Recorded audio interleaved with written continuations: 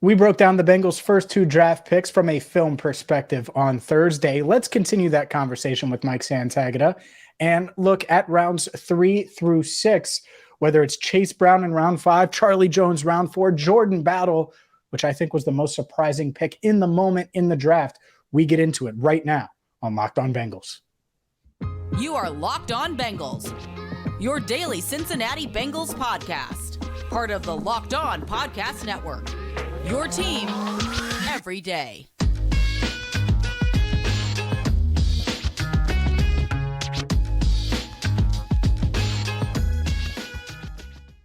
Hi again, everyone, and welcome in to the Locked On Bengals podcast. I'm James Rapien. No Jake Lisco today, but we'll continue our conversation with Bengals_Sands on Twitter. Mike Santagata is here to talk about rounds 3 through 6, talk about some offensive weapons, my favorite. Thank you so much for making us your first listen here on the Locked On Bengals podcast. And just a heads up, Jake Lisco will be back, and we already have some shows in the works, whether it's the Bengals Ring of Honor, which I think there's a pretty good debate there that we could potentially have, and I don't know Jake's thoughts on it yet, but 13 nominees, all of which, in my eyes, should be in the Ring of Honor. It's just a matter of when, not if. So we will do that in the coming days, but let's dive into part 2 of our conversation with Mike Santagata. And we start with 95th overall pick, Bengals third rounder, Jordan Battle, the safety out of Alabama. And like I said, this was a surprising selection in the moment. And I started off by asking Mike, what stood out about Battle when he popped on the film? I think what stands out for me, because I watched him so late, I didn't watch him before he was taken. I think that's the big one. So I already had all these thoughts in my mind when I turned on the film.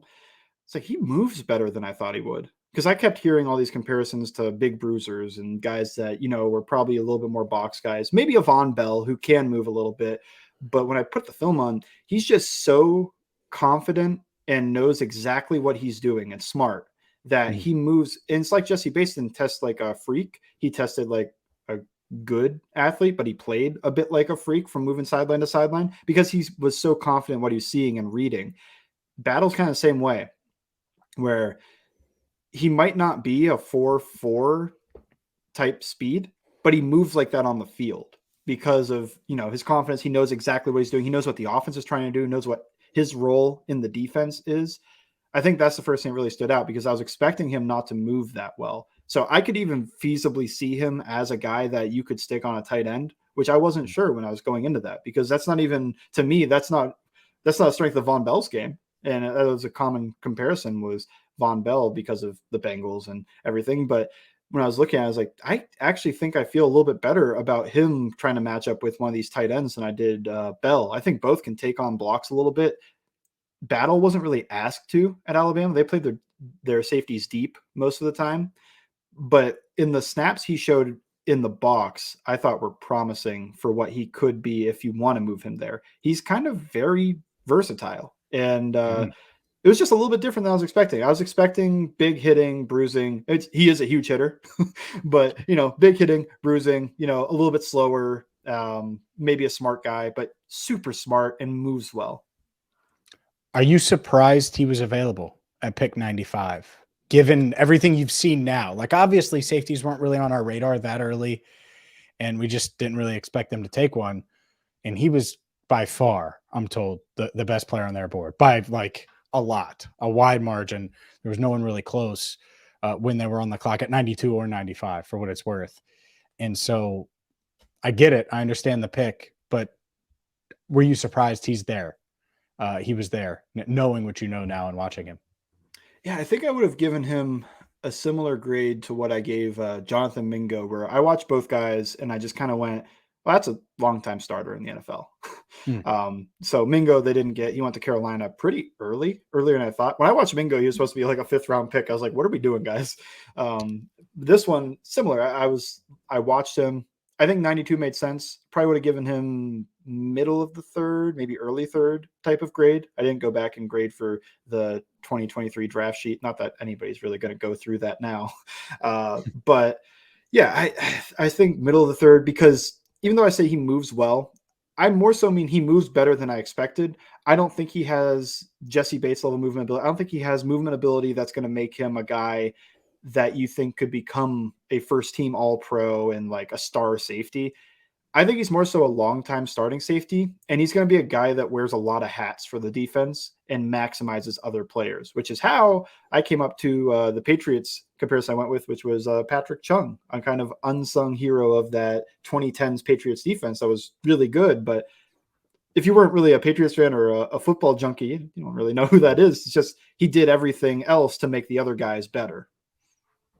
Yeah, I like that comparison. And as you know, I'm a big Brady guy, so I'm familiar with Patrick Chung. And so that makes sense to me. Sign me up for that all day long. I think everything I hear about this kid, it's all rave reviews. Talked to him, interviewed him, and he was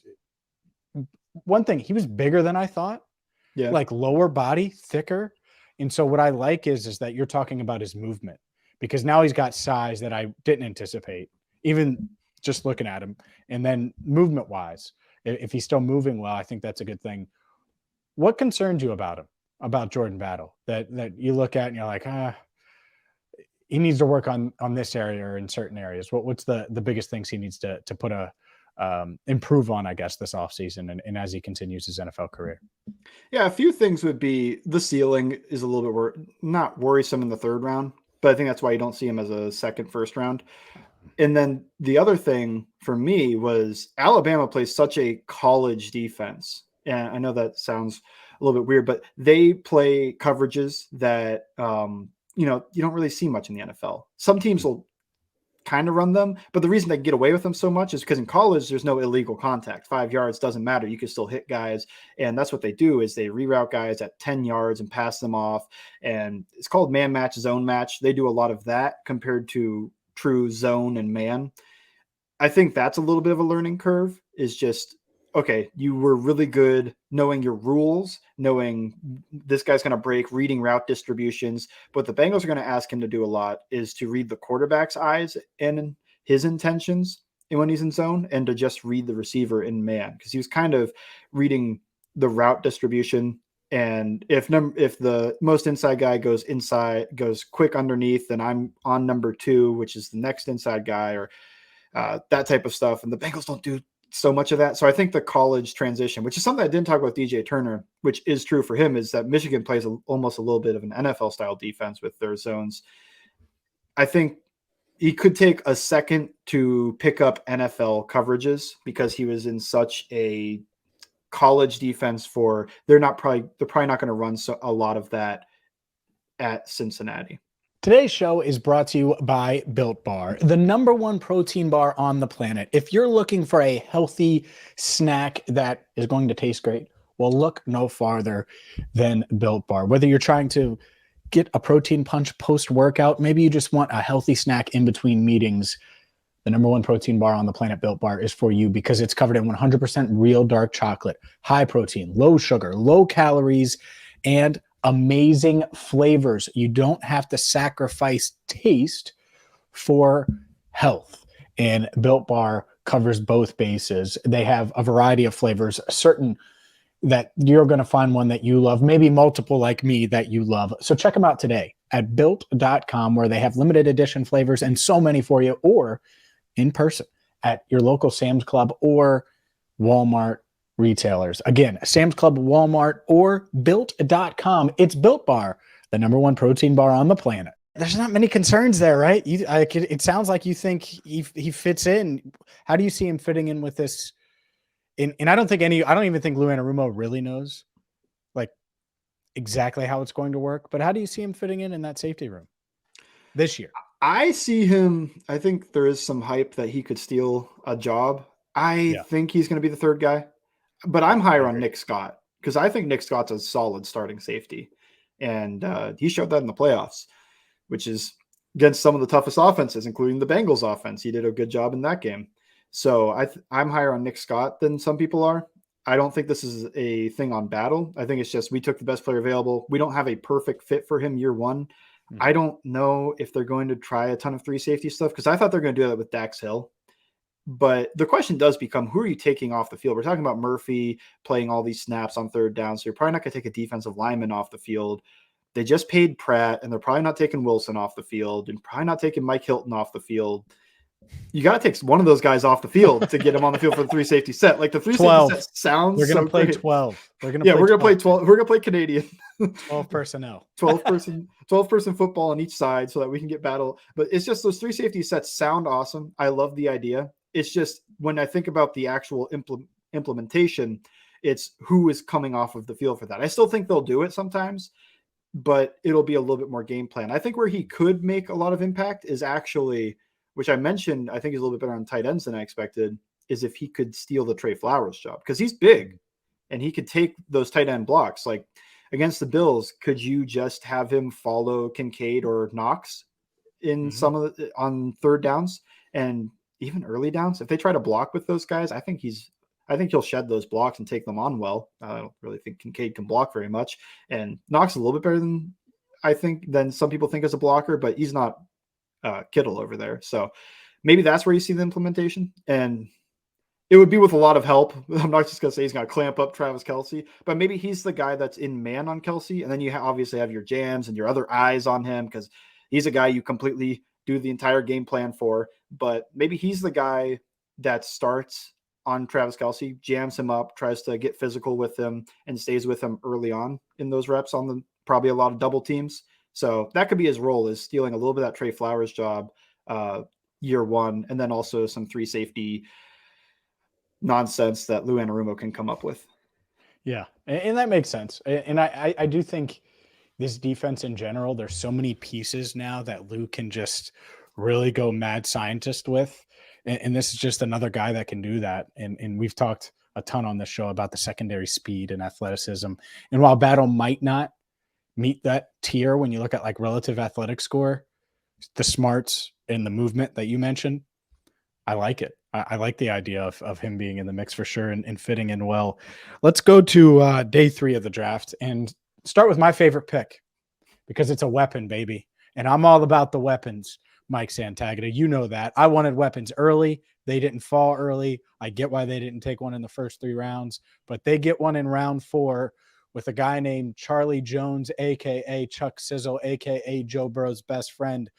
Am I too high on Charlie Jones? Because here's how I view him: as a plug-and-play punt returner, and I think he's an instant upgrade at wide receiver 4, and he's going to be someone that might have already earned Joe Burrow's trust. Maybe I'm crazy. I just think he's going to be really reliable and be where you expect him to be. That said, what stood out when you watched the film on Purdue wide receiver Charlie Jones? Really smart, good hands, great hands even. Really good contested catch guy for being 6 feet tall. Mm-hmm. He dunked on DJ Turner once. He did. Yeah. Back shoulder, body control. That's a big thing with him. And with a lot of Bengals receivers, which I value more than I think the common person, and I think the Bengals do too when you look at their guys, is body control, contested catch, and all this other stuff. Everybody talks about separation. It is kind of hard at times to create separation consistently, because corners are really good, and there's a lot of zone coverage. So what do I value a little bit more is the ability to not only high point the ball and come down with it in that situation, but contort the body. And, you're contorting your upper body and making the catch with your top half, and your bottom half is getting their feet in bounds, or, falling down to avoid contact or whatever else. It's almost like independently moving your upper and lower halves. And he could do that, which I don't think every receiver can do. So that's a cool thing to see. I think short area quickness is there. I think he's faster than some people are going to say. That 4.4 speed is there. It's not an elite speed, but it's enough speed. I think those are the main good things that stand out. But the concentration, the contested catch, the body control, those I think are huge, and why I think they would value him quite a bit. You're muted. Sorry about that. Before we get to the negatives, and see, that's the thing. I think Charlie Jones and Joe Burrow are going to be in sync, which I'm clearly not in sync right now. So I'm going to get in sync. But before we get to the negatives, is he an upgrade at wide receiver 4? Inside, for sure. I do think Trent Irwin's pretty good on the outside, but I think people kind of pegged Trent Irwin as They were calling him like Edelman and stuff, and I don't think he's like Edelman. He's big. He doesn't really. Irwin? No, I agree. He's Yeah, he's like 6 foot, 6'2", 200 something. I almost like if you're gonna go for the you know, white person comparison, I think it's Eric Decker. If you're gonna like obviously go way over the top, they're saying Edelman, but if you're gonna go way over the top with your Trent Irwin guy, it's a guy that plays outside and can do that stuff because he can actually do a little bit. Maybe I'm just too high on Trent Irwin, but I think inside. Well, he's not Eric Decker. He's not Eric Decker. No, absolutely not. But I'm saying if you're going crazy with the comparison, like people were saying Edelman, right? It's the wrong mold. You need the big one. Eric Decker would get open on 3rd and 8. Oh, well, I'm just saying. I think that's the difference, though, is inside. I think that's why inside. If Boyd is out, I think Jones is the upgrade. On the outside, that's where Irwin was fine when he was filling in for Chase and coming up with 50 yards and maybe a touchdown type games. That was him on the outside making those back shoulder balls. Playing.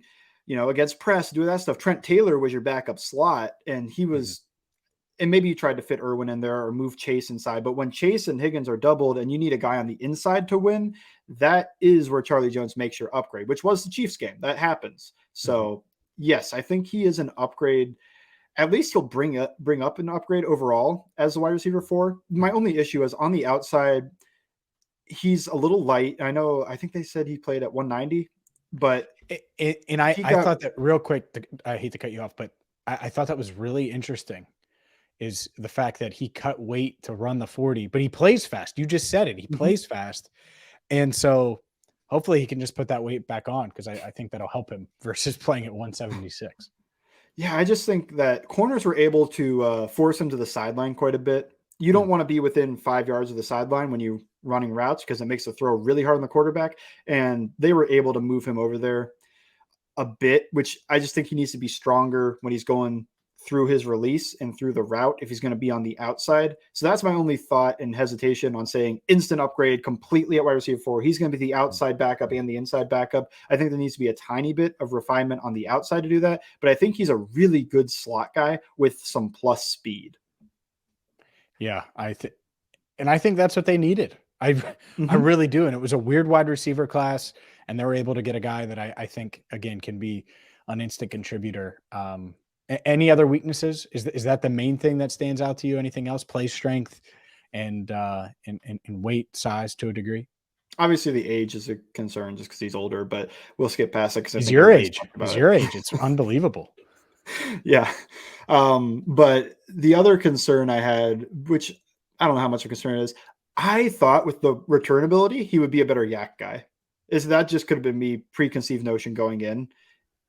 But he doesn't, do a ton of crazy after the catch type of moves and stuff to get all these extra yards. I think that he's kind of he can make maybe one guy miss, but he's not a guy. I saw some people do the crazy Peter Warwick thing, but wasn't Warwick's whole thing? I wasn't really around for it, but Peter Warwick's whole thing was like after catch, crazy movement, left, right, throw him a screen and let him run for 80 yards. Yeah. I mean, I don't see that. No, people just kind of say things. Like, I went with a fun one though. Similar to the 09 Magic, Steve Breston for the Cardinals. Last 1,000-yard trio was Breston, Bolden, Fitzgerald. I think he steps in. He's a plus speed from a slot receiver with really good hands, and that's all I was thinking of with that. And I was trying to give a comparison. I don't know if anybody did because I don't know how many people have thought of Steve Breston in the past 10 years. Yeah, no, it was a good one when you wrote it, and yeah, we'll see. Nothing like Peter Warwick, even as a punt returner. It doesn't mean he's not a good punt returner. He's a guy Peter that if you give him different. Give him that runway, it's a home run. But okay. I don't think he's a guy that catches a ball, makes 5 like Jamar Chase did on that one play against the Chiefs, make like 4 guys miss and run off to the end zone with people surrounding him the entire time. I think he's more of a guy, if he gets an alley, he'll go. And he can make angles wrong with his speed, but he's not going to, juke the first guy, spin around the second guy, run through the third guy, and find his way into the end zone. Let's skip Chase Brown just for a second. And I don't mean disrespect because I want to spend plenty of time on him. But just real quick, since we're on wide receiver, Andrei Iosivas, I know you didn't have, there's just not as much Princeton film out there as there are on these other guys. What did you like? What didn't you like? Just give me your overall thoughts on the Bengals 6th rounder. Yeah, big ball of clay, which I think everybody said. But what I mean by that is just the size and the athleticism is enough there to make you excited for a 6th-round pick. I thought he'd go higher because of that. But small school. So when he's burning past guys, it showed up at the combine, all this movement ability. But when he's burning past, Yale corners, does that translate? Who knows? But the fun idea for him is probably he's probably not going to do much this year. And you might protect him by keeping him on the active roster rather than the practice squad.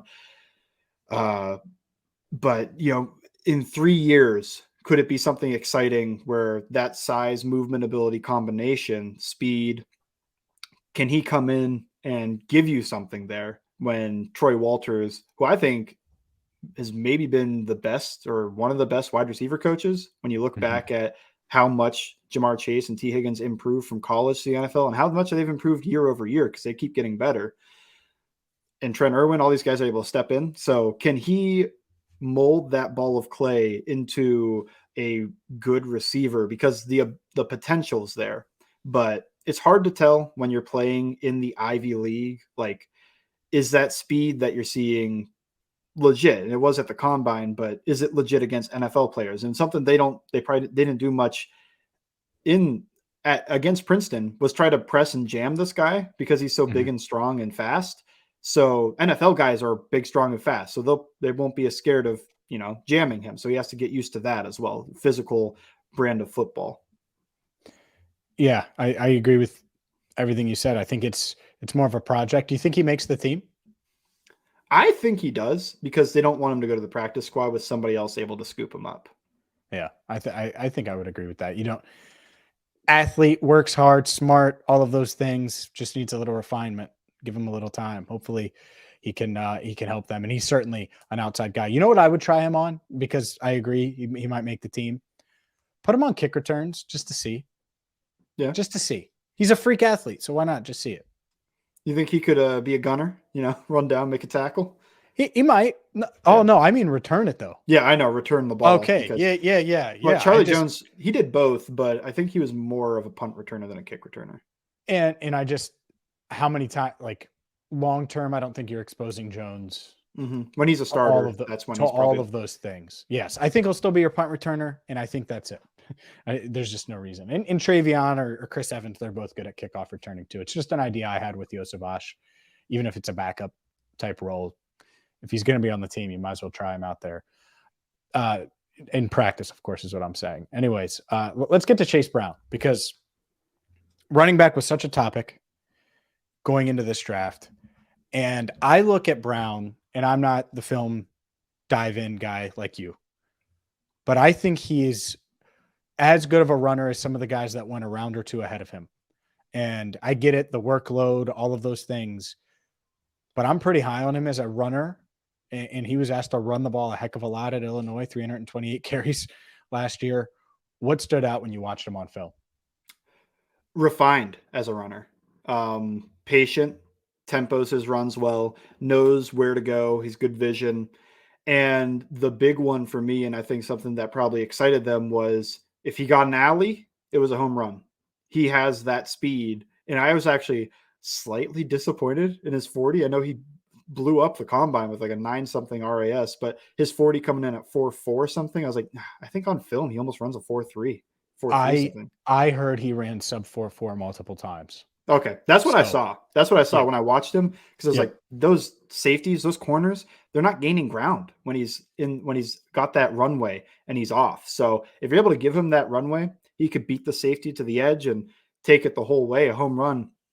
I think that, can he be the same guy he was in college at the NFL level, an every down runner?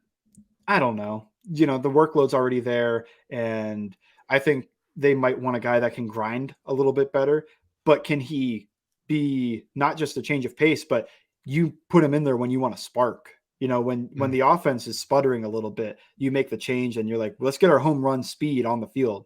and let's, let him take a few cracks at this, because if he's able to get the blocking, and I think he'll read it correctly, set it up, and then be gone. He's slow to the hole, fast through it. Just like coaches will tell all the time, slow to the hole, fast through it.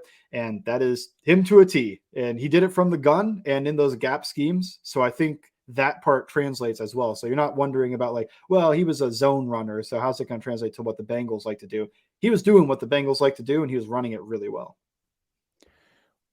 What concerns you about him? Receiving wise, pass blocking, obviously that's a big conversation point. How is he in those two areas? Are either one of those areas a point of weakness? Do we know what stands out about those two areas?